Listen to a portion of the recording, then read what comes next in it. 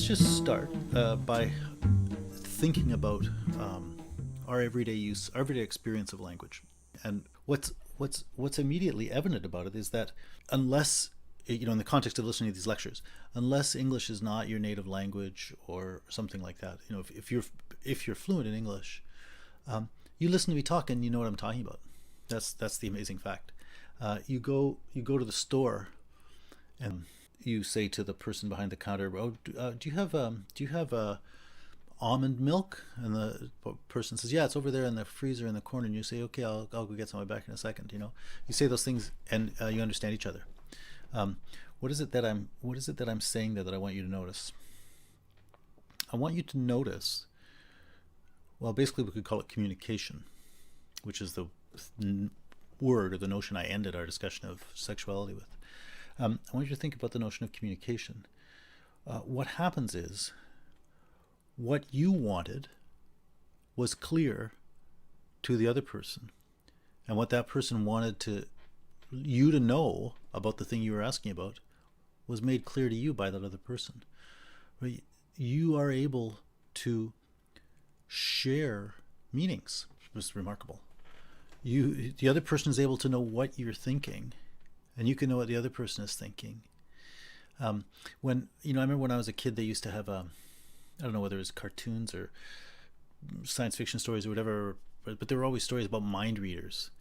And it seems so amazing somebody could read what's on your mind. Well, you read what's on people's minds all the time. They tell you, and you tell other people. And amazingly, we basically just share our consciousness. Now, that's pretty weird, because the very meaning of being a subject is that you're absent from experience, right? That all of the presentations in someone's experience are there, and you're not one of them.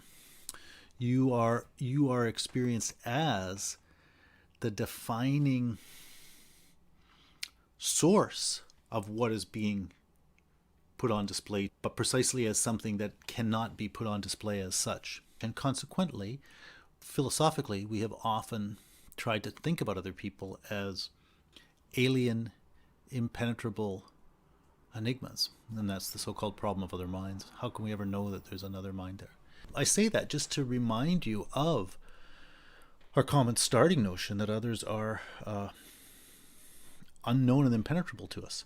If that's the case, our experience of language is bizarre, because we just share our experience with each other. That's the first thing I want you to notice about language, is you just tell people what's on your mind, and then they know what's on your mind. And then they tell you what's on their mind, and you know what's on their mind. And so that means both that we can share with each other what's on our mind, and also that the experiences we are having ourselves, our own experiences, are inherently shareable. Right? They're not about inherently private mental contents. Right? The things precisely that we share are things that anybody could understand. In our language use, we communicate. We share with each other our experiences. That's point number one. Point number two, that's done through making sounds or scribbling on a piece of paper. Let's use talking in person as our example. That's done through going right, just making vocal sounds. And indeed, that stupid sound I just made, that's what it sounds like when people speak languages you don't understand. You don't know what they're saying. It just sounds like sounds. And so the thing is, when you're speaking a language, that's what it is too. But there's two stages here. First of all, that's not what you hear. When someone is speaking, you don't hear. When someone is speaking your language, you don't hear sounds. Whereas that is what you hear when someone is speaking a language you don't understand. Although with a small little qualification that I may remember to come back to when we talk about Merleau-Ponty and gesture, you typically do know, or at least suspect, they're speaking language. But nonetheless, it just is sounds. So when you, with a language with which you're unfamiliar, you hear sounds. The language with which you're familiar, you hear language. You hear words. Again, another little side note. That should remind you of that distinction between being at home versus the alien world when we talked about space. But now here we're talking about this with respect to sound and language and so on. Anyway, so I said there were some interesting things to notice. Well, first, you don't hear sounds, you hear words. But second, and this isn't the second interesting thing, this is the second part of the first interesting thing. Second, you don't hear words. Because when that person tells you, yeah, it's back in the corner, what you get is meanings. Right? So the interesting thing is, through the experience of someone going, you hear through the sound to a word, but you hear through the word to the grasp of a meaning, which is then both a bizarre experience of another mind and an amazing participation in a world that we would either call shared or public. Shared in as much as you're getting an experience that is available to you and the other person. So someone was giving you their experience, you were giving them your experience of a question, and the other person could share it. But another way we could say that is that you're put into a world, the meanings of which are publicly available, and that's what's expressed through those things.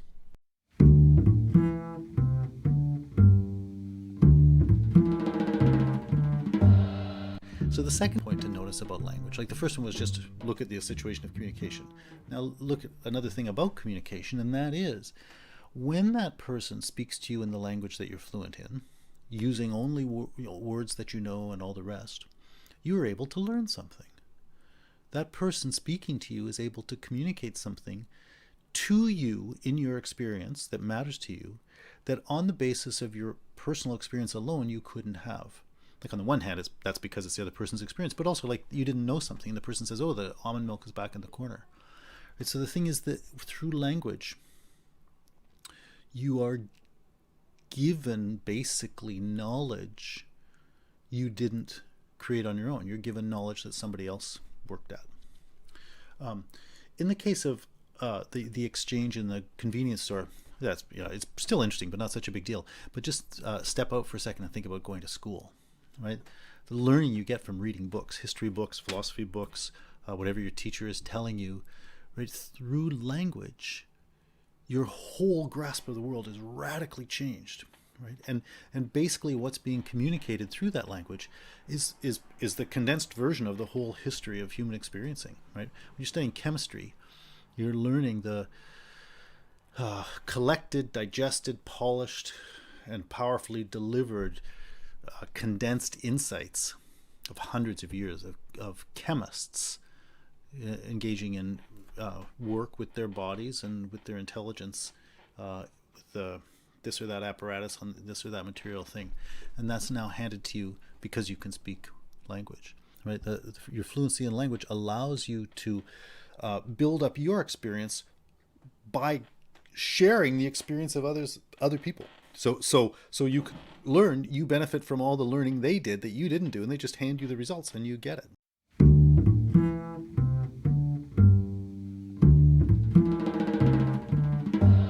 Two other familiar issues about language use. Sometimes you're trying to remember someone's name, or you're trying to remember something you thought about, or there's something you're trying to grasp. It's very interesting that you can have this struggle with something you can't quite pull together. Like sometimes you're trying to express yourself to someone. You say it's like when and you when you're at, as we say, a loss for words. It's interesting that being at a loss for words is basically the same experience as not being able to grasp the thing you're trying to grasp. So in the earlier experience of the everyday comfortable communication, it seems like words just work perfectly and seamlessly, and their importance in a way kind of disappears from the experience because you think, oh yeah, we're just talking about the world. He's telling me where the almond milk is and so on. Those experiences of the ease of use can lead you to think that, they're just fixed worldly things, and we've invented some words to match up to the structures of the world, and those words are now just playing pieces we move around to let people know about the structures of the world. So it would seem like either words are a convenient but unnecessary clothing or a fixture of things, or a convenient but not internally necessary clothing for thought. Right? As if you have your thoughts and you invented some words to communicate them. We have some things and we invented some words to name them. But you really get the sense that things have their identity in their own right, and your thoughts have an identity in their own right. You use language to deal with those things, but precisely because it's so easy and comfortable, we tend to think that our thoughts and those things are independent of language, and it's just a convenience. But this experience of what happens when you're at a loss for words can start to draw your attention to the way that clear separation is not so clear. It's very interesting that until you can get the word, you don't have the thing. Building on that idea, but moving from a negative version of it, where you're at a loss for words and don't have the thing, to a positive version of it, I want you to think about some ways in which the words give you the thing. And here, there's an example Merleau-Ponty uses. He refers to the first words spoken in love. And I'd like you to think about that if you've ever been in a romantic relationship. Think back to our last chapter about sexuality and so on. If you've ever been in a situation with a human being where you're oriented towards coupling, right? One of the things about human beings is you can't just couple with them by grabbing them. I mean, you can, but you go to jail for it, and they don't like it. If you do want to carry out that bodily comprehension of the other body in the way that he was talking about in the chapter on sexuality, the bringing of that into being isn't simply a matter of the forceful taking of an object from out of the world. As I said, people try that, but that's rape. That's not sex. In normal human relations, and the ones we'd want to encourage, the ability to carry out that sexual encounter is a matter of communication.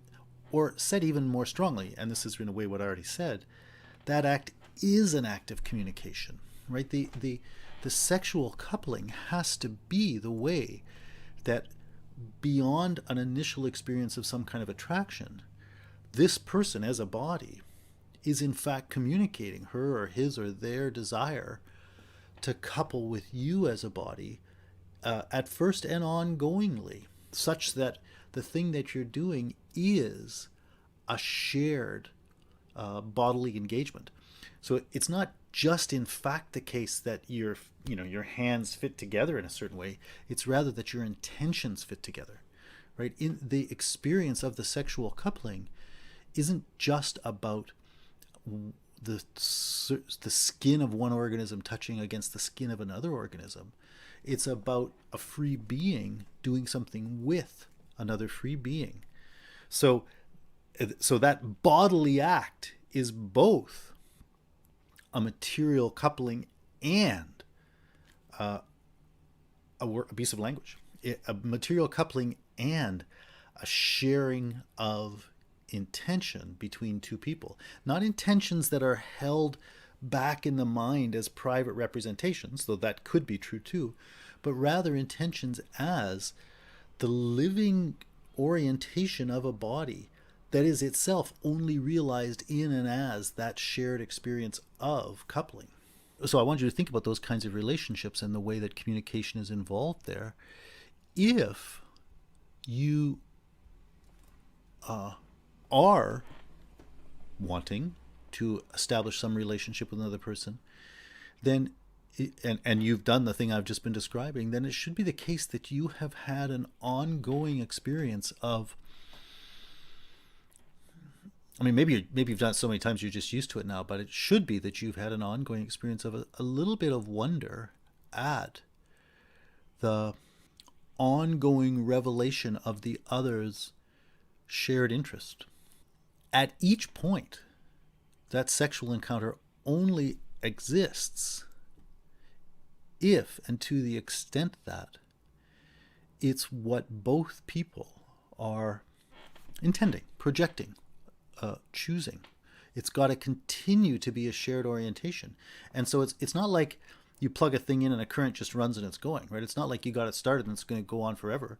No, like it's an unfolding process that is repeatedly and ongoingly a reiteration or a new iteration or a new enactment of a kind of sharedness. That doesn't have to mean that doesn't mean it has to be an ongoing experience of doubt where you wonder if it's going to be shared. And commonly, that's not the case, because commonly, precisely, people live in the security of the confirmation by that other person, and they feel confident because the other person is expressing that they should feel confident, and you feel a sense that we're doing this together. But sometimes you have little things, you break down and think, oh, I don't think that was what was supposed to happen, or I don't think the person liked that, or whatever. You can be reminded anyway. So the point I'm making is, in that sexual coupling, there should be to some extent, like, especially, I guess I'm mostly thinking of, when you first enter into this domain with another person, there should be a bit of ongoing novelty. I don't mean novelty in the sense of entertainment. I mean novelty in the sense that it keeps being new. And the simple fact that you started something doesn't guarantee that it's going to keep going. And as your interaction becomes deeper or more substantial, you have new shared expressions of intent to continue and to go there. I guess what the thing I'm really trying to get you to notice there is an experience where, like, if you put it this way, you could say, if people are consenting to certain acts, let's put it that way. That's not a good way to describe it, but for the sake of my point, let's say that they're consenting to certain acts. Well, here you would be seeing where the act and the expression of consent can't be separated. It is in mutually adopting that activity that people mutually express their desire to do so, and their mutual expression of desire is the shared enacting of that. So I'm trying to get you to see this unity of the expression and what's expressed. I was using sex. It just occurred to me at the moment when I was starting to talk about this, because I remembered the things we'd been talking about earlier when we were talking about the sex chapter. But the thing I was actually going to talk about, was thinking about, was that first words of love in that quotation from Merleau-Ponty. So maybe think of that. If you've been involved with someone and you've been spending time with them, and you've got this growing sense that there could be something between you. When you guys say that to each other, and you say, I love you, however you put it, you have the experience, typically, you have the experience of those words, not just referring to something that is already the case, but you have the sense of those words referring to something that is basically being brought into being by the expressing of those words.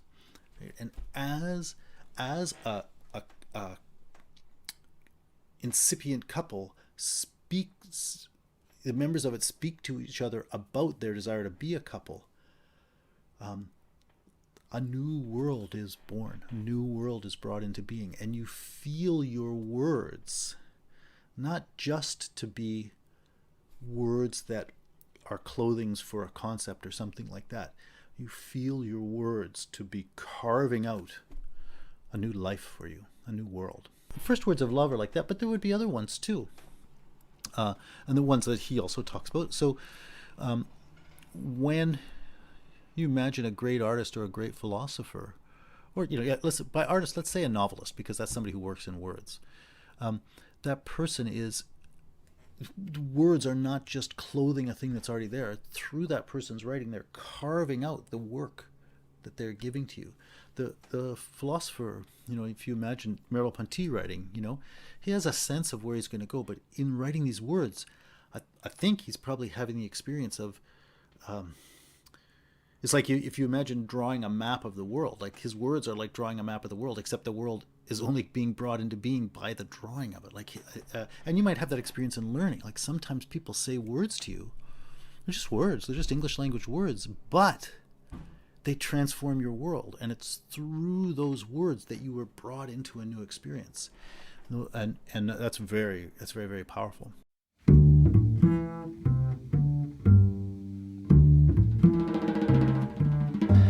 At the elementary level of sensibility, we catch sight of a collaboration among partial stimuli and between the sensorial system and the motor system that, through a variable physiological constellation, keeps the sensation constant.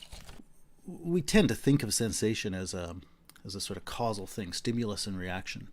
That there's just a bunch of information given to us, and consequently we commonly think of experience or knowledge as a matter of information processing. And those are the ideas that Merleau-Ponty is challenging. He's trying to show that's wrong.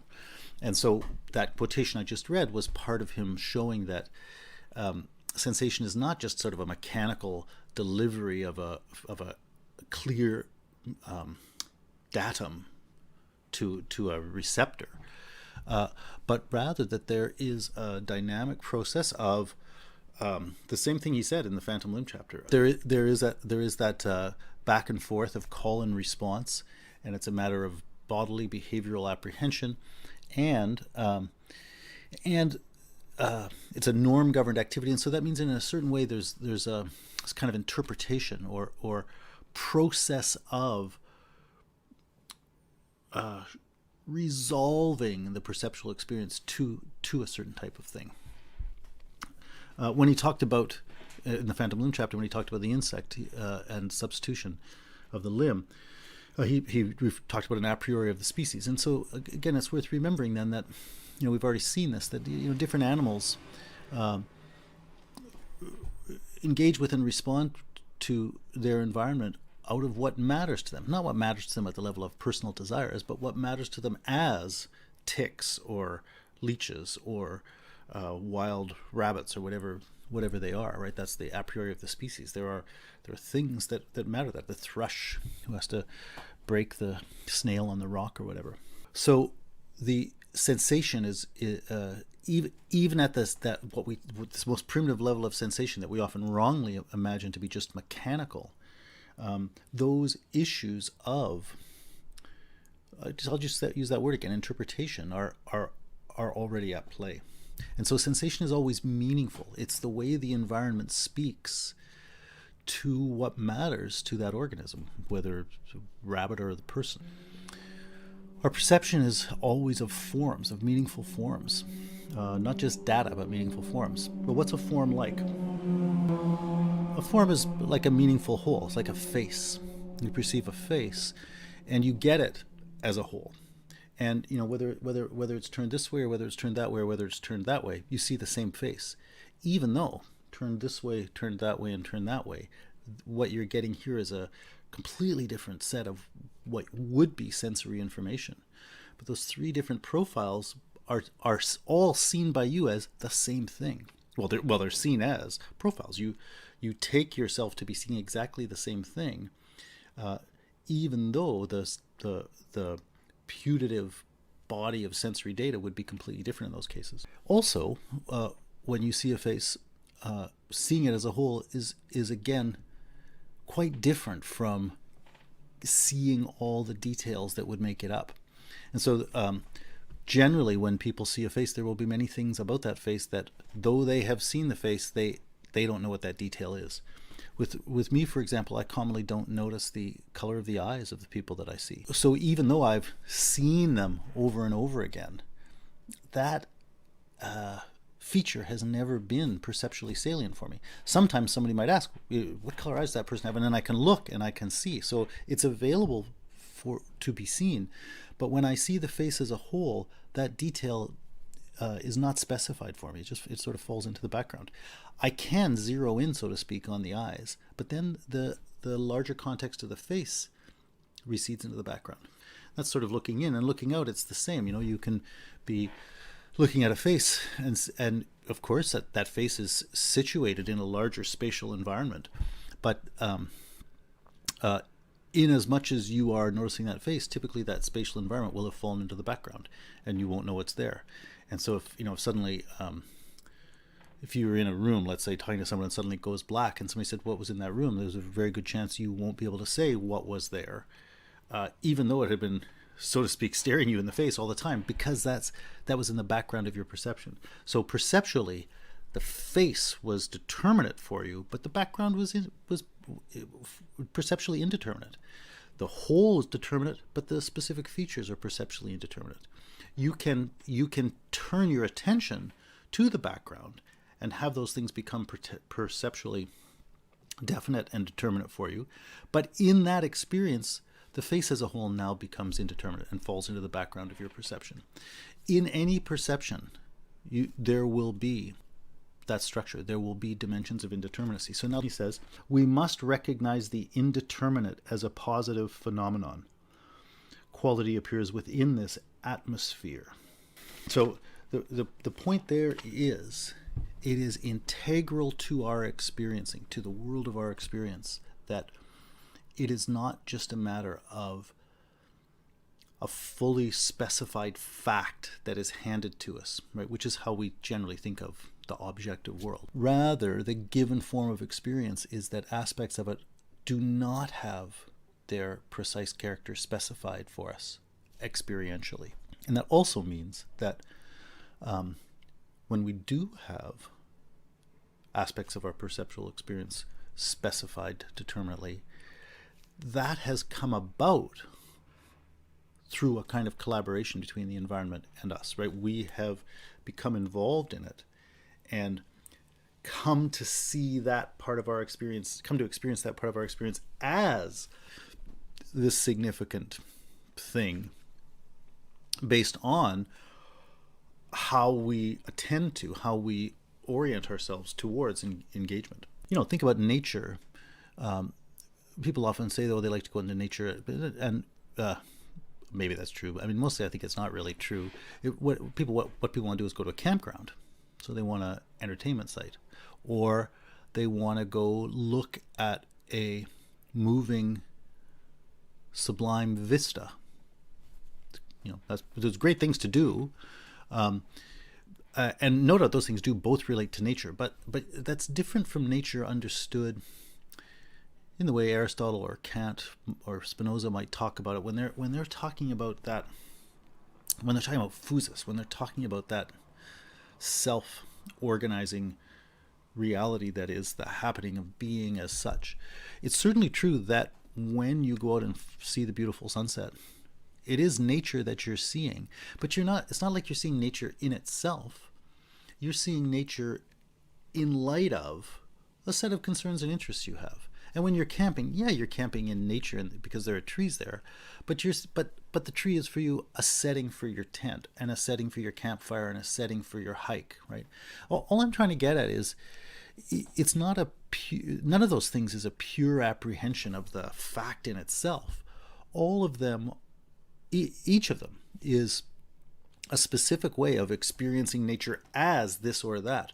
There's a really nice book by Alexander Wilson called The Culture of Nature, and I think the first chapter is about campgrounds, and he talks about the way that campgrounds more or less came into existence in the United States as a byproduct or supplement to the building of the interstate road system, so that with the car industry and the desire of car companies to sell cars and the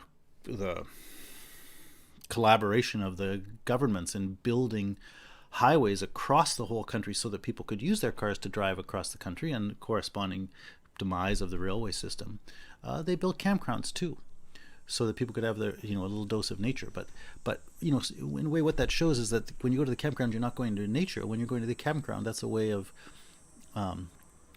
participating in a facet of car culture, right? And the whole systematic world that is built around that, the way of experiencing what is possible and what is available to you, that comes out of that culture. So it's not nature. It's a part of the experience of a very distinctive kind of 20th and 21st century person who's wrapped up in driving cars with interstate highways, et cetera, et cetera. And that too, has to do with the liberal culture that fosters the kind of individualism, like one car, one person, one car, one family, whatever. And it really at least emphasizes the nuclear family that's going to drive in the car, and it's against public transit and so on. Like there's an awful lot of social and personal interpretation built into that culture, and campgrounds are a piece of that. And so campgrounds aren't a neutral seeing of nature, right? They're part of a way of participating in that whole worldview. So anyway, I just want to quickly give a couple of examples around this notion of nature to bring out this idea that even though we sometimes say I'm just seeing X, and by X we then name what we take to be an objective fact in the world. Uh, Generally speaking, that's not what's happening. We're involved in a kind of seeing as or experiencing as, which is apprehending something from out of a set of concerns and so on we have. And the way what it is possible to experience has come to be a specific and determinate experience for us can't be separated from that orienting set of concerns for which that thing is now a determinate appearing. So determinacy then in experience is not just the given neutral fact of everything being already specified. Determinacy on the contrary, is what comes about as the interacting between an organism or an experiencing person and an environment and a world. And the way the determinacy you experience is determinate bears within it the traces of those concerns. Right? Its determinacy reflects the perspective that is brought to it, and that determinacy is itself contextualized by or against the background of all kinds of other stuff that could be perceived that hasn't been or isn't being perceived. Other ways of perceiving the same thing, and also all those things you haven't noticed yet. Okay, that was a little bit of a return to that first chapter of the book, so that's just a little extra study for you. But the whole point about that is I want to just bring out that notion of indeterminacy and say, look, that's our whole situation. Like, you're born, and it's not given what the world is and what you are. You're given to yourself kind of as a question, and you are going to your experience is going to be a process of bringing to resolution a sense of who you are and who that world is. Let me skip ahead to 362. He says, and since in short I am never at one with myself, such is the fate of a being who is born, that is, a being who once and for all was given to himself as something to be understood. Here, we connect this back with what I was saying before about time and being born and so on. You're born as a kind of question to yourself, and your experience is always one dimension of your experience is an answer to that question. And it's that question of who am I? What is this? Right? And so even as you operate in a world, going out and buying your groceries, doing your homework, taking care of your children, whatever it is that you're doing, that's all taking place in a context of, at some level, having answered the question, right? So I said before, the going out to nature or seeing whatever it is we're seeing as determinate was a matter of resolving an indeterminate situation, right? Well, so that meaningful perception is a kind of a question and answer. There was a indeterminate situation with the question, what is this? And that gets answered by our interested engagement with it. You live on the basis of an answer to that question. Go back to the habit body, right? That's what you were doing. You were building up an interpretation of what the world is, an interpretation of who you were in that. And that's kind of, that's what Merleau-Ponty said when he talked about the phantom limb. Like, you've come to experience the world as a place in which one walks. And so situations present themselves to you as to be walked in, and that calls up from your body the need to use this leg, which you no longer have, and hence the phantom limb. But so that, the point that Merleau-Ponty was making about habit, and using the language of being in the world, is that we have become habituated to, I'll use this word again, to interpreting the world as a certain kind of place and interpreting ourselves as a certain kind of place. Interpreting not in the sense of explicitly pondering, what is this? Oh, I interpret it as blah, blah, blah. Not that. Interpreting just in the sense of taking it up in a specific way.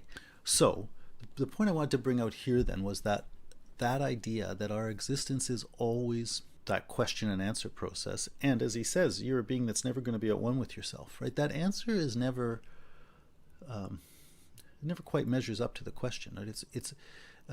It doesn't end the indeterminacy. It doesn't close the project. I have the world as an unfinished individual through my body as a power for this world.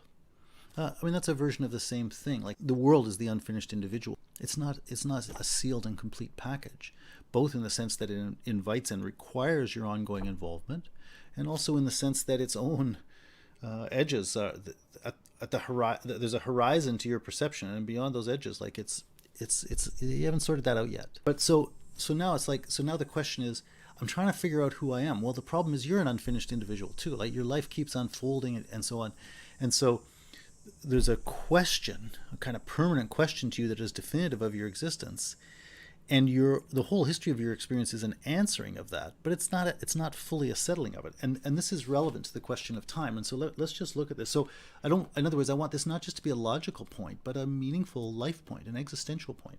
So let's look at the bottom of 361. He says, I currently understand my first 25 years as a prolonged childhood that had to be followed by a difficult weaning process in order to arrive finally at autonomy. Like, he's just talking about the way that some imaginary person imagines his or her life.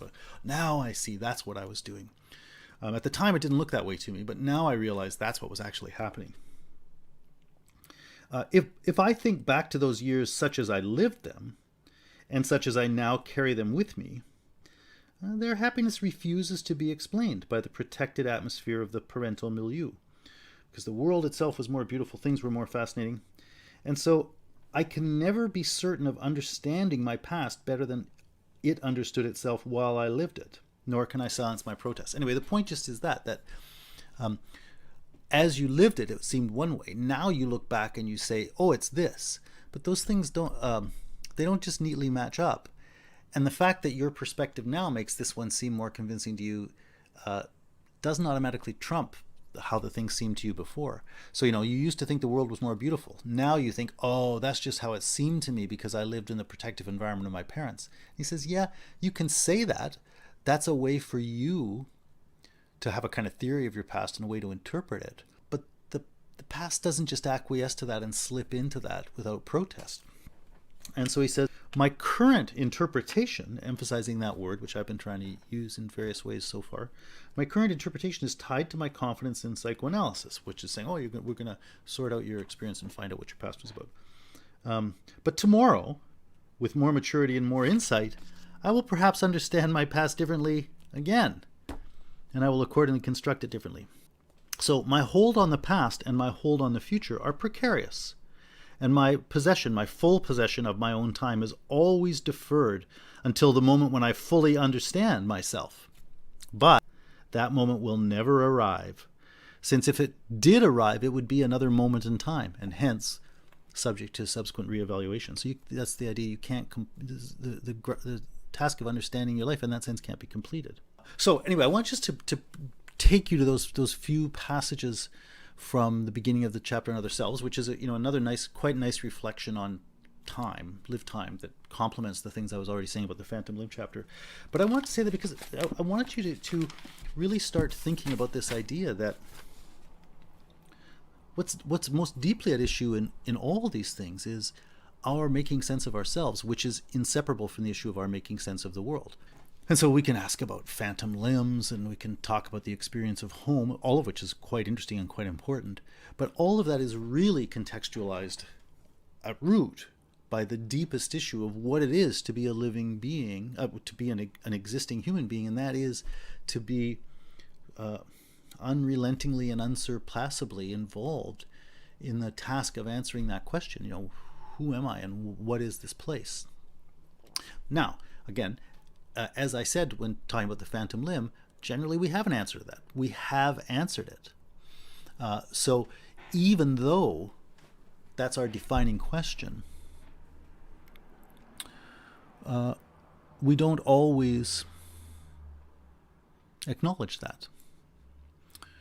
We don't always live the question as continuing to question. We often live that question as having been answered, and we are settled and complacent in our lives. So let's now skip to that for a second. you do find yourself in a world where it seems like a lot of that stuff is answered. You know what the world is? It's a planet in our solar system, in the Milky Way galaxy, and if you're near me, you're in the continent of North America, and it's at the time of recording, it's 2020, and you're a university student or a single father or whatever you are. Like, you figure out you got a lot of answers to the world. We live in a capitalist democracy, or whatever. You have a lot of answers to what the world is. You have a lot of answers to what you are, and you don't raise those questions. You live on the basis of them, and those are what you think of as facts. It's the objective world. And then, because it seems to you that that's settled, the world seems just to have a factual character. Well, so what then is language, right? Well, language would seem to be, the convenient sounds we've made up to pick out this and that. So the thought would be, the way we have of thinking would be this: since the world has this character, we have developed words that match up to that character of the world, right? So it is the world we treat as having a sense in itself. It's a fact. And language then is just a derivative representation of that, a derivative way of matching up to what is already the character of things.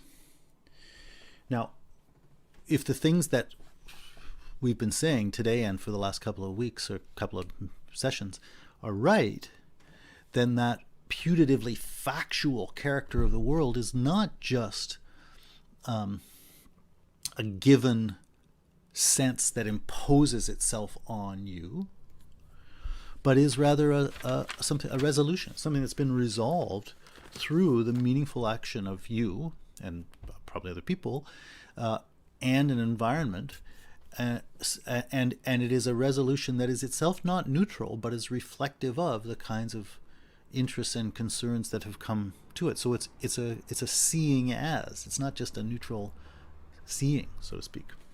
And in that case, then, the language, so Merleau-Ponty says, language can seem to you to be just that neutral, derivative carrier of an already existent sense, only because it's the language that's already been established and you're habituated to it. So basically what he's saying is, language is the way we establish our recognitions of determinacy. In language, we say what we see, in that kind of performative sense of say. We say what we see in the sense that we give voice to what aspect or what significance of things we're going to recognize. And so the language doesn't so much copy an already existent factual sense as it articulates the terms in which the world will be experientially available.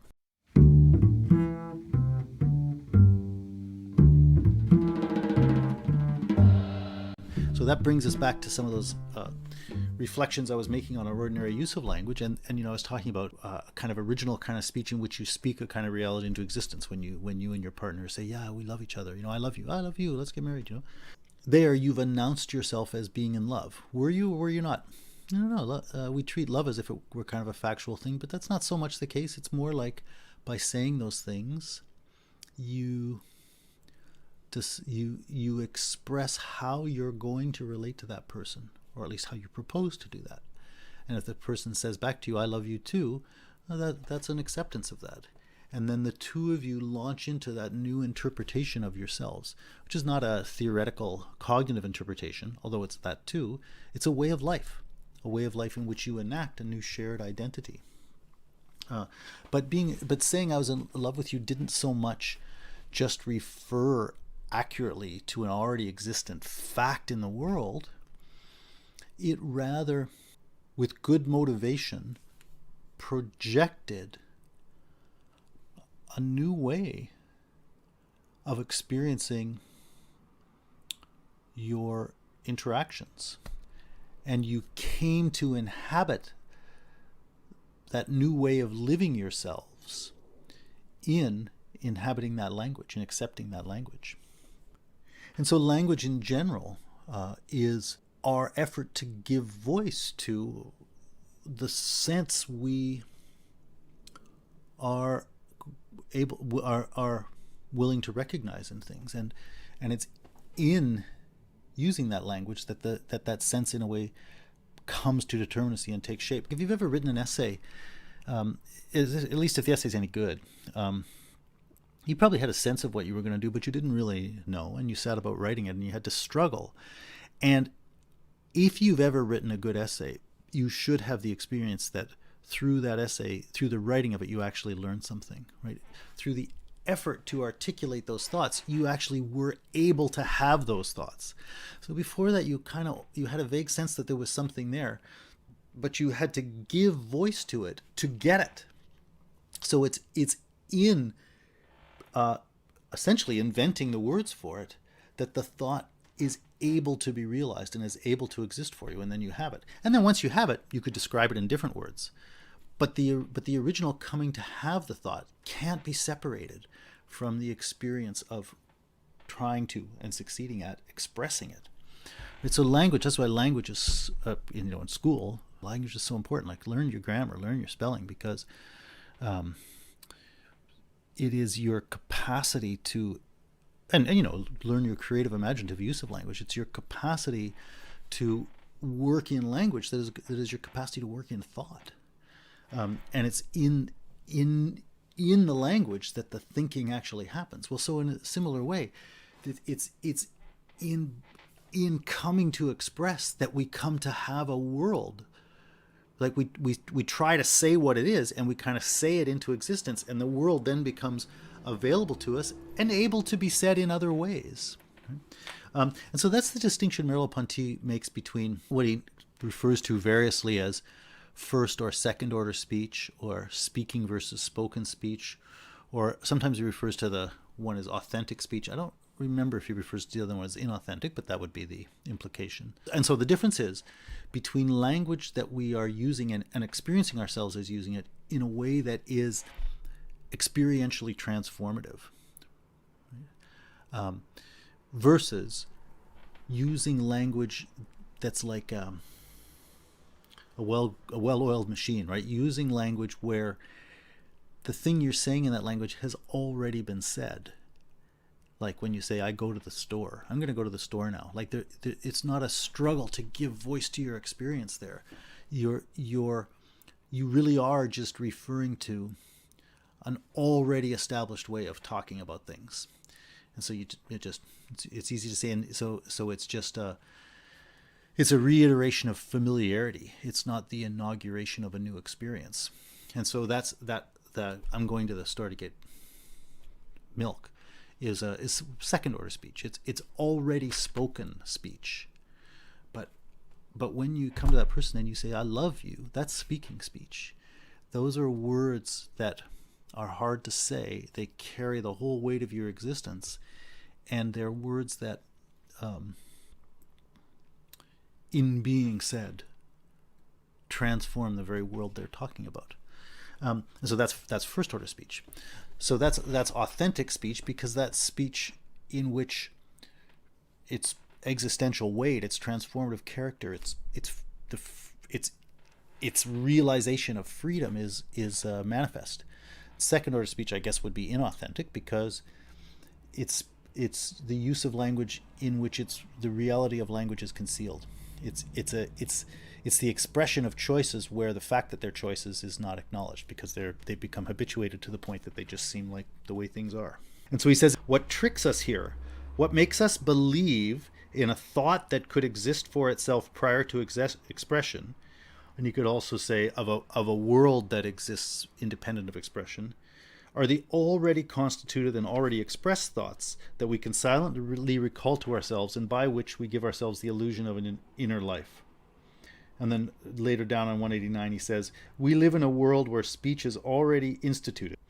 We possess in ourselves already formed significations for all those banal words.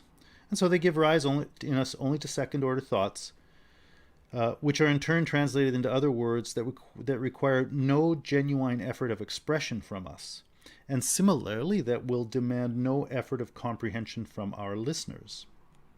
Thus, language and the comprehension of language seem self-evident. I was saying, when you go to buy milk in the grocery store, I was saying this a little bit earlier when I was talking about everyday language, like it's so amazing that you can read another person's mind. They can tell you what they're thinking and you guys can share this thought.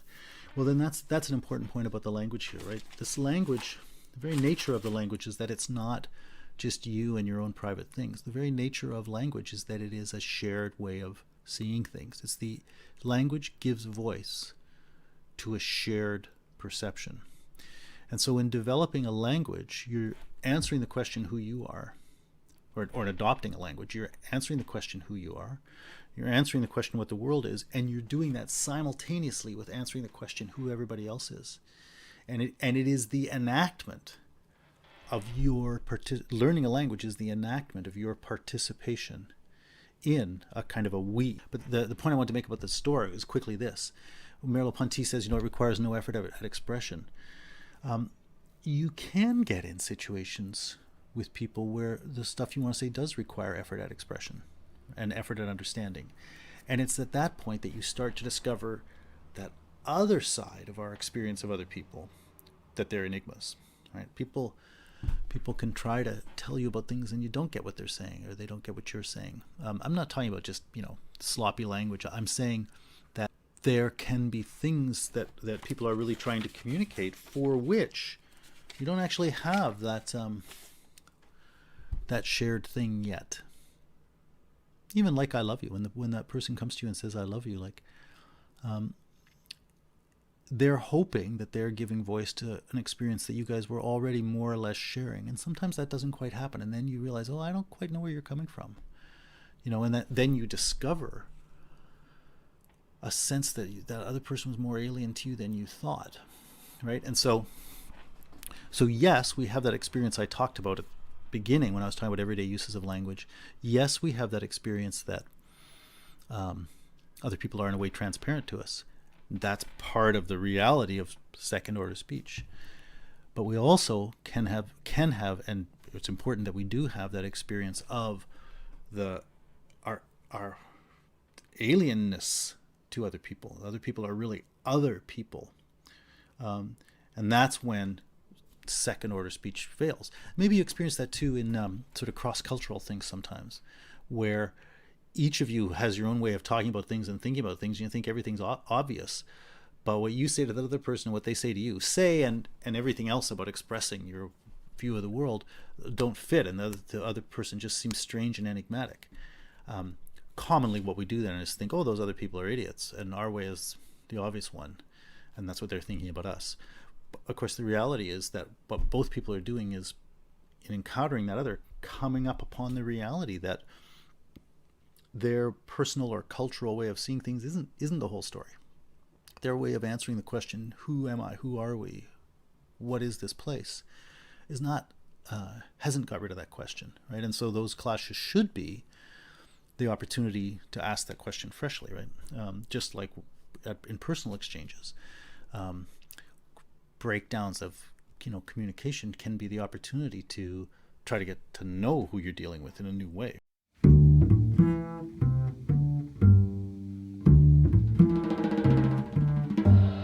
So, but this is basically the last point I want to make. And it's just basically about the nature of gesture, bodily gestures. But so I want you to think about a gesture. And this is an example Merleau-Ponty uses. You point over there to a landscape to get somebody else to look at it. I say, look over there. And you go, yeah, right. So I want you to think about that. I want you to think about that gesture of pointing. I go, look at that thing over there. So when I point, I do this thing with my hand. Somebody else, the person I'm with, notices that and basically looks with me where the hand was pointing. So the other person apprehends my body correctly when she or he or there, whoever it is, experiences my body not as something to look at, but as something effectively to look through, or even to look, you might even say to look with. My hand becomes for that person something that shapes their perspective and moves them to see the thing they're supposed to see. So they basically see through my hand. And the hand works when it gets you to apprehend what what I was experiencing, or more exactly, it gets you. It works when you see my hand correctly. When through it or with it, you see the experience I was having that I wanted to share with you, and that I thought was shareable with you. Um, and when you then apprehend it, my experience, what I was after, is satisfied at the same time that yours is. We share the experience of looking at that thing, a sharedness of experience that was accomplished by my hand. Um, and so my hand became basically the bearer of that sense, that meaning of the shared experience. So just think about the body in that context. If I try to point to you and you don't get it, you look at my hand and think, "What? Why is that finger sticking up there in the air?" Then it wasn't a pointer, and it didn't do what it was supposed to do. Similarly, if I'm just waving my hand around talking about something, and you think I'm pointing at the thing, you say, "Oh yeah, I see what you're pointing at." That's also wrong. That didn't really happen, right? The the the hand really worked as a pointer only when we both shared our perception of what it was, namely a pointer, and for us to share our perception of it as a pointer is for us to um, try to join into what it was, the experience it was pointing to, right? We it is a pointer when we share the experience of the pointer, which is when we both are oriented toward what it was pointing to, right? And so that the hand, the finger, whatever it is, my finger becomes the bearer of our shared perspective, our shared experience. Um, that's that means my hand has become language. That's what it means for the body to be expressive, an expression. My body became an expression. It became language. It became the bearer of a shared meaning. That's roughly what happens when I say, "Oh, I'm going to the store." Those sounds weren't heard by you as sounds. They immediately communicated to you that meaning that I was trying to share with you. But like the finger, like they're sounds. So they are again a kind of piece of the material world, piece of physical nature that is existing for us as a bearer of shared meaning. And it's only because we both recognize them as those sounds as language, and because recognize them as language is apprehending the sense that they communicate, right? It's only in my knowing now that you're going to the store that those words, in fact, were language, right? But so the words function as language in exactly the same way that my finger functions as language when it makes this pointing gesture. So I want you to think about gesture in general, and in that kind of way. So Merleau-Ponty makes this point a couple places. He makes it in the chapter we're reading on page 190, when he talks about anger. And then he makes it again in the chapter on others, on 368, when he talks about a 15-month-old child biting. So I'll just talk about those two examples a little bit. So talking about gesture, I was just giving the example of the pointer. Like, what happens with the pointer? You do recognize me as pointing all the time. So you don't come upon a finger and think, "Oh, why is that person sticking a finger out in the air?" Rather, you allow my finger to guide your perception. Just as an aside, in those same pages where I'm going to go to, where he talks about the child biting, he talks about what he calls, I think he calls it this, a shared body schema. If he doesn't use those words, he makes that point, which is to say, just as we were talking about the body schema before, and how you live out of your body as a certain set of powers and so on, you have a sense of them. He's saying you live out of another person's body that way too. When my hand is a pointer, my body is in effect becoming your body. Right. So I just want to talk about that kind of inhabiting of the other person's body, that it becomes an articulator of my experience at the same time that it's an articulator of your experience. Anyway, let's go back to the example of anger from page 190. When think about gestures people make, they go, "Oh," which I suppose is surprise. I'm going to do obviously caricatures now because I wasn't actually surprised. But sometimes you're like, "Oh," you make dismissive gestures, or there's probably an expression of fear. You could think of happiness, and you're happy to see someone and so on. Those are all of those gestures are like the pointer, in that we experience them as expressions. We experience them as another's body taking us into a sharing of that person's experience. And so he says, with anger, when somebody's making the gestures of anger, I don't experience myself as encountering signs, and then I reflectively think about it and calculate out that, probably in that person's inner representational cognitive mind, they're having angry views about things, right? You don't have that multi-step process, either in the sense of going through a cognitive process or in the sense of recognizing one thing and using it as a clue for some other thing. On the contrary, when someone makes angry gestures, I actually experience myself as being confronted with someone's anger, right? That person's mood is in the world now shaping my experience. And I might or might not explicitly notice, if you ask me, what are the expressions of anger? I couldn't actually tell you. I'd have to try to act angry, like I can act dismissive, and then I could go back and watch this videotape, and I could say, that's what you do when you want to express that you're being dismissive of something. And probably similarly with anger, if I were to get angry now, I could watch this videotape back and say, that's how you make an angry expression. I don't really know. Just like I don't know that people have blue eyes so often when I see them, or brown eyes. I don't really know what the shaping of the face and the shoulders and the arms or whatever it is you use. I don't really know what those things are that communicate anger, because I perceive anger. And so I perceive anger through basically the physiognomy of anger. I pursue anger through the comportment of the body that communicates anger. And I grasp anger like I grasp pointing. He says, modern psychology has shown that the spectator does not look within himself or within his inner experience for the sense of gestures he witnesses, right? So you don't see something and think, someone's shaping their face that way. I wonder what it is. Let me just hunt around for my own experiences and see what's matched. You don't go through any process like that. He says, think about an angry or a threatening gesture. In order to understand those gestures, I have no need of recalling the feelings I experienced when I made a gesture that looked like that, a similar gesture. He says, I have from the inside quite a limited knowledge of the gesture of anger. Well, that was the point I was just making. I don't really know what it's like. I can do it. I don't know what it's like. And I also don't perceive the anger or the threat as a psychological fact hidden behind the gesture, right? I don't see the thing, as I was saying before, and then theoretically construct what must be going on in someone's private subjectivity.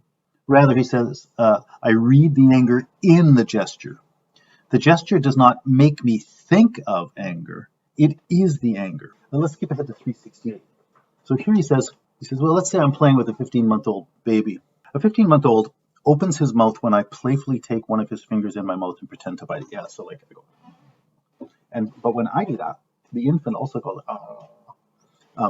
and what he's saying there is, so he's talking about that situation. And he's saying what's happening there is that, just as I was describing when I recognize anger, the infant grasps the playfulness of my gesture, and actually, playing along in the game, reproduces that same gesture. Not exactly copying. The child isn't sitting there thinking, how would I copy that?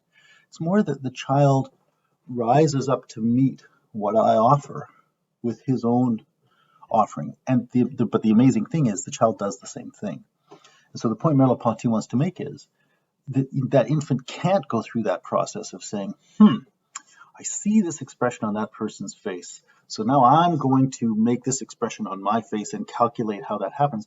He says that couldn't be the case because a child at that age doesn't actually have an experience of knowing what he or she or they look like. A 15-month-old is just barely at the stage where mirrors are even meaning anything to it, and it's a new discovery for the child to think, hey, that's me, and to learn to associate his or her living sense of himself with that image.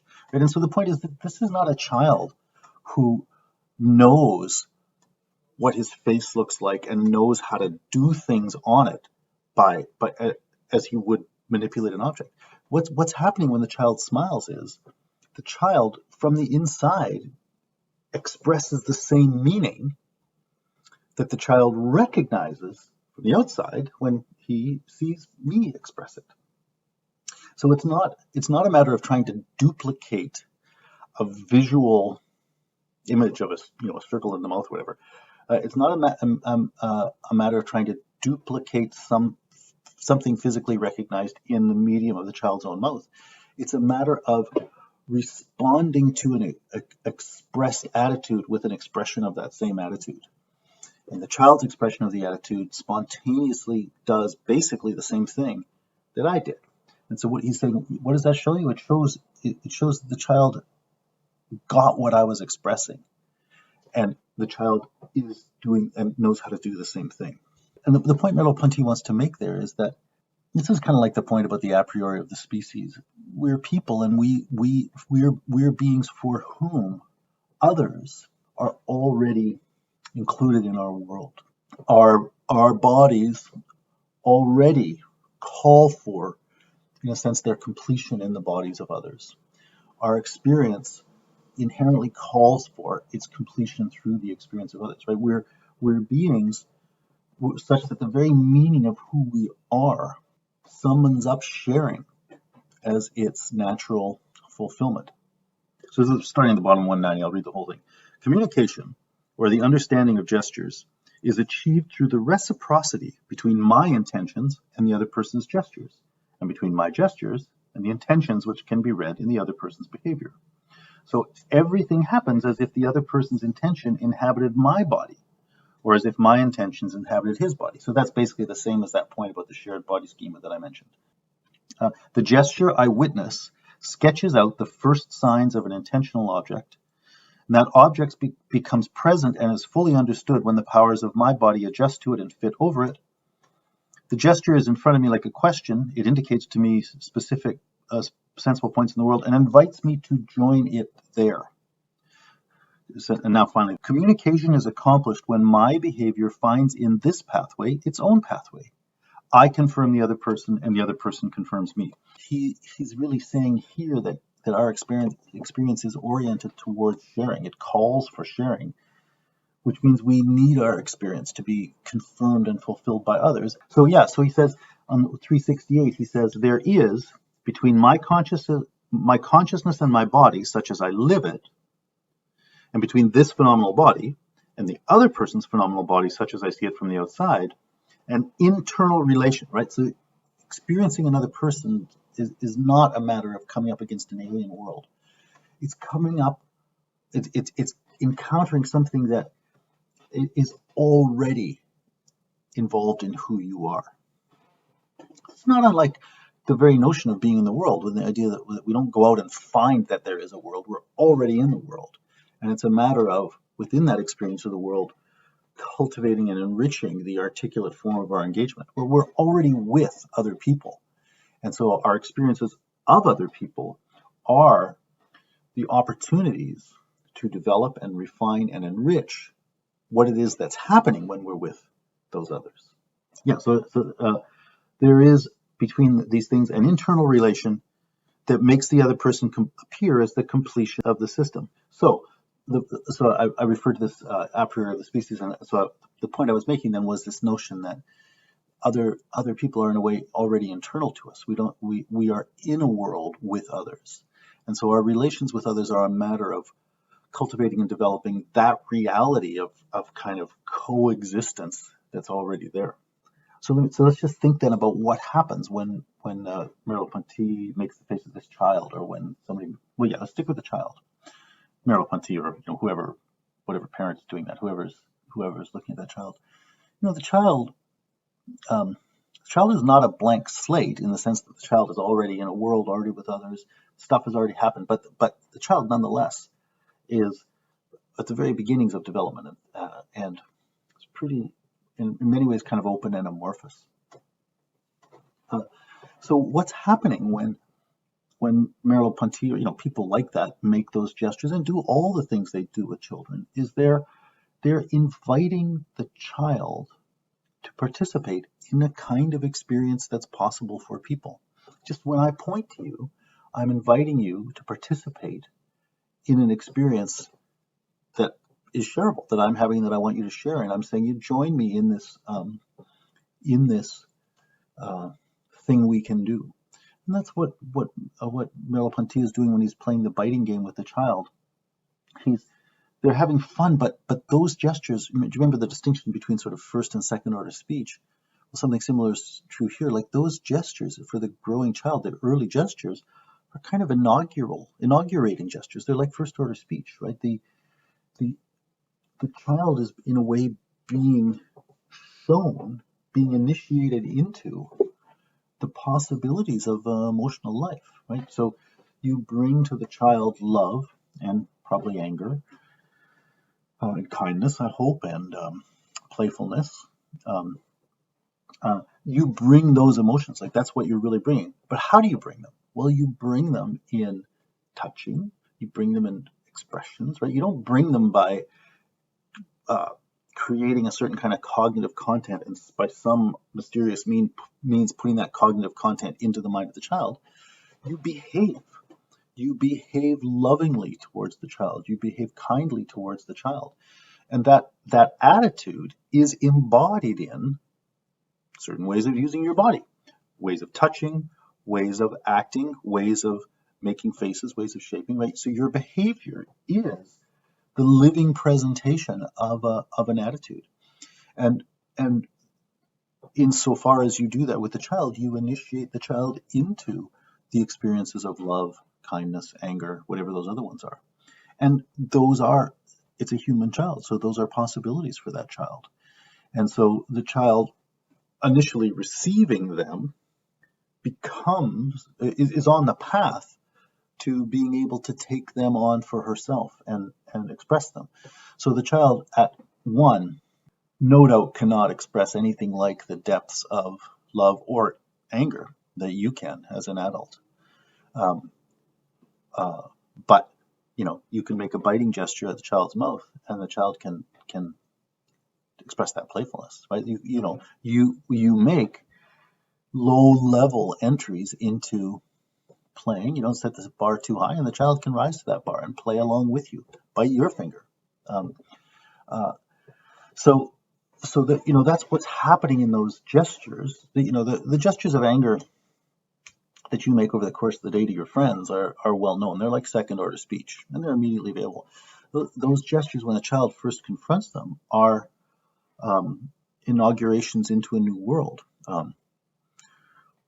I suppose in some cases they could be terrifying. They might also sometimes be puzzling because they're new. Like you think, what is this world?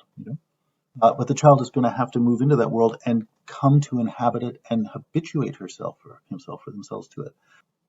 But yeah, so my point then is that I was talking about the experience of gesture, but now I'm talking about the inaugural experience of the gesture, right? The gesture when it presents to the child a possibility from your experience that you're saying that child could share in, and the child's growing up amounts to following that pointer. It amounts to coming to have your gesture articulate her experience, his experience, whatever it is, right? So it offers a world or an aspect of the world for that child to inhabit. There are other things like that too. He says on 370, he says, you got tools and instruments and cultural things around the house. The child finds these objects around himself at birth like meteorites from another planet. But he takes possession of them and learns to use them as others use them because his body schema assures the immediate correspondence of what he sees done and what he does. And because in this way the utensil takes shape as a determinate manipulandum, thing to be handled, and the other person takes shape as a center of human action. In other words, when the child grows up, like there are already beds, doors, cellular telephones, flush toilets, locking doors, security systems, pens. There's all this stuff around, and for the child, they're like meteorites. Like they're not things that have been generated out of that child's world, but they are things that people can use, and the child will see you using them. And so very quickly the child will learn to do the same thing, because the child can rise to inhabiting the possibilities for its body that are put on display by our bodies as we use them, right? And so the child can grow into the use of these things, right? So those objects, in a way, are like gestures in that they invite the child to share in the experience they make possible by taking them up as bearers of shareable experience. And actually, so I want to talk about that, about gesture and so on. And really the point I want to get here is, it's the one that I was sort of ending with before, but the last little section. And language, or it is the material medium on the basis of which we establish a sharedness of living, a shared being in the world. And language is just a sophisticated version of pointing, right?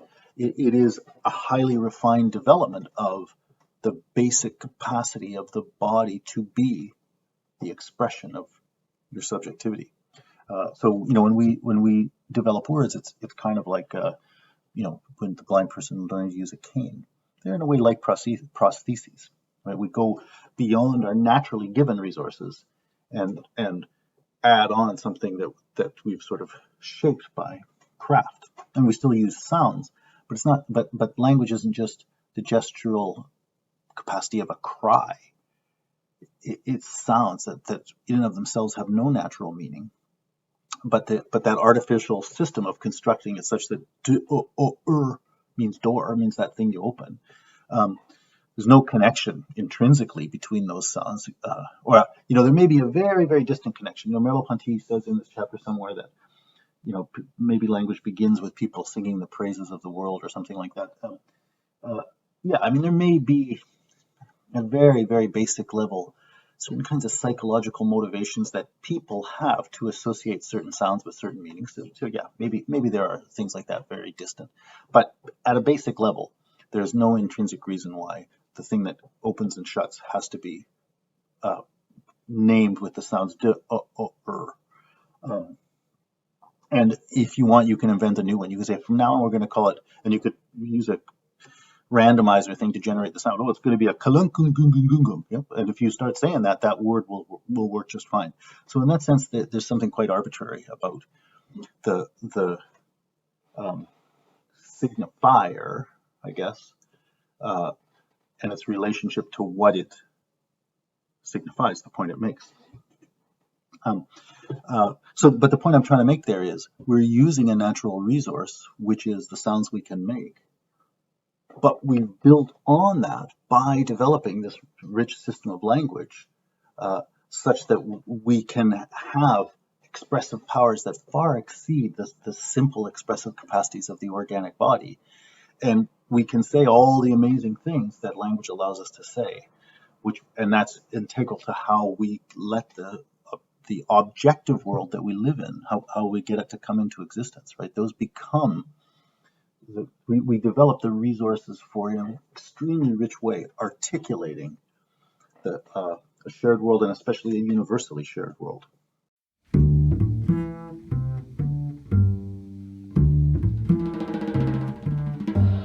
But anyway, I was talking about how gestures invite the learner to participate, and for the child, how the cultural objects do that too.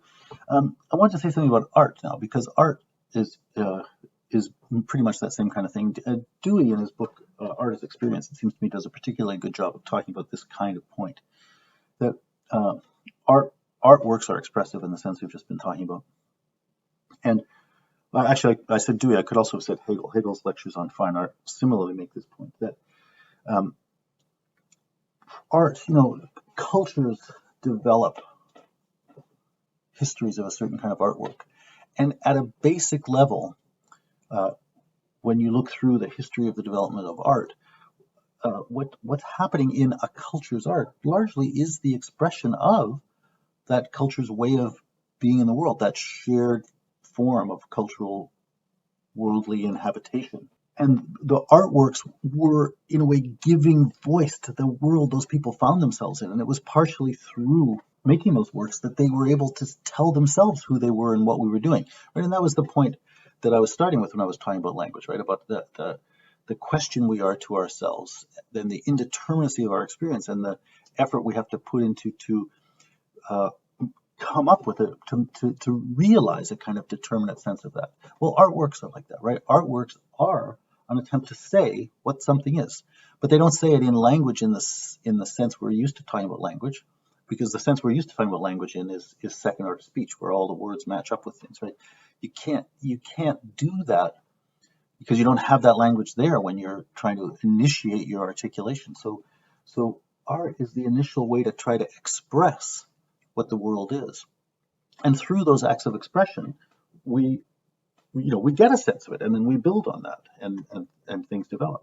But so artworks in general, what really makes them art is that they offer you a kind of experience. They show you something that you could participate in. And Dewey in particular has a very nice account of how that works. I think it's in chapter 7, called The Natural History of Form. He has a very, very nice discussion of the workings of artwork, and then I think in the final chapter, I can't remember what number it is, 12 or 15 or something, he does talk about the history of it, and talks about the way that these historical works express something, and it's not secret in the same way that somebody's expression of anger is not secret, right? Those works did express something, and that's why it's possible for other people to let themselves be shown the same experiences by those things. Anyway, so I just want to talk about gesture and trace out gesture in relationship to learning, and that notion of the inaugural character. Gestures can be second order, just like everyday language can be second order.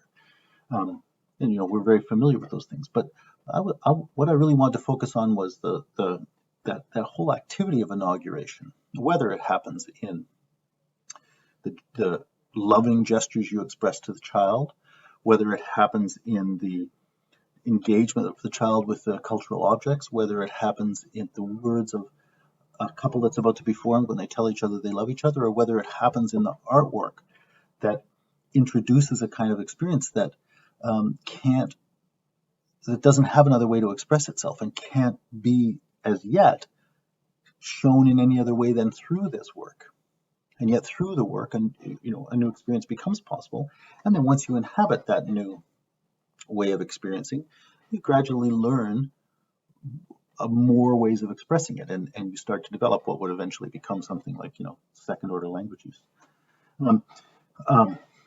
So that's where I'm going to stop the thing I'm saying there, because I really just wanted to talk about gestures and start with pointing, and then run it around to that idea of the way that gestures are the body acting as the expression of my experience as something to be shared, and through that notion of the shared body scheme and so on, like this idea that our experience is in principle to be shared, and that's what we can take up from another person's gesture. Gestures essentially say you should experience this too, and so someone else tries to. And so going back to the earliest talk about the habit body and so on, I've been trying to talk about how we don't just have this sort of detached cognitive experience of a mind looking at an object, right? That experience that reflective experience we're familiar with is rests upon this massive buildup of a shared world that comes through the process of habituation that has its roots in the bodily interaction with the environment. And so I want to focus now on this notion of language as ultimately the kind of the last word on that, right? The world we're growing up into is a world with others. Language is the medium in which that world with others is established and realized. And language really just is a refined and developed version of our body as an expression. So in a way, it is the body as the promise of shared experience, and as the invitation to shared experience, that is in a way the foundation, for lack of a better term, of our shared world.